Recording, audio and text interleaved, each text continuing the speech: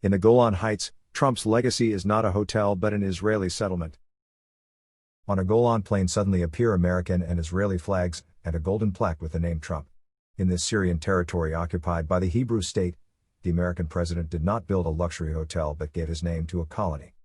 Recognition of the annexation of the Golan by Israel, of Jerusalem as the capital of the Hebrew state, boom in settlements in the Palestinian territories and sponsor of the normalization of relations with Arab Gulf monarchies, Donald Trump has proven to be a valuable ally of the Israeli state.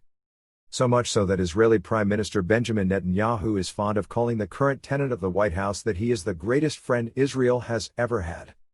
One tangible sign of this legacy lies deep within the occupied Golan, near the borders of Syria and Lebanon. To pay tribute to the American president, who recognized the annexation in 1981 of a large part of this strategic plateau taken from Syria during the 1967 war, Mr. Netanyahu inaugurated the Trump Heights colony there in June 2019. In fact, this relatively isolated place was already a colony populated in the early 1990s by Jewish families who left the former USSR. Only 5 of them have not moved and remain with the goal of reviving their community.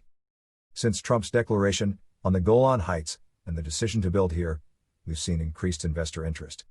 This is a huge change, notes Chaim Roch, head of the Golan Regional Council, whose eyes widen at the mere mention of the U.S. president. A hope? 20 new families are expected in Trump Heights in November. With a few weeks left, backhoes are bustling around the job site, and this could only be the start.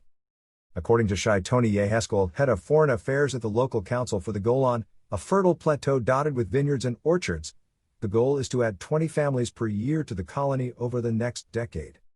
For the first time in nearly 30 years, residents here have hope. It will become the center of the Golan Heights, he said. Living in dilapidated homes, the aging population of Trump Heights coexists with young adults who are members of a program to prepare them for military service. We help them, we carry their groceries, we talk to them, we make sure that everything goes well for them, said Ayelet Schwab, 18, from Efrat, an Israeli settlement in the West Bank, Palestinian territory occupied by Israel.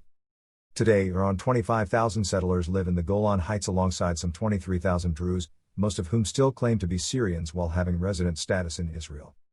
Trump versus Obama. The number of Israeli settlers, over 450,000, is much higher in the West Bank, where 2.8 million Palestinians also live. Israeli colonization is illegal under international law.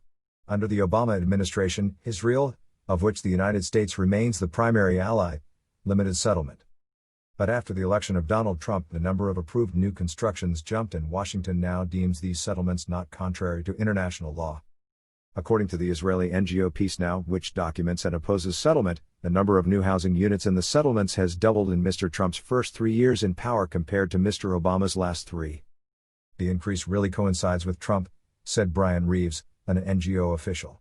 Since there are often long delays between the approval of a construction project and its completion, this legacy from Trump could last another decade, he said. In the occupied Golan Heights, Israeli officials insist on guarantees. They say that the disputed lands will remain under Israeli control indefinitely, thus providing stability for investors. We have many hotels in the Golan but not enough rooms, especially VIP suites. We aim to build new facilities in the future, Yeheskel notes. And who knows, one of them might be under the Trump Hotels banner.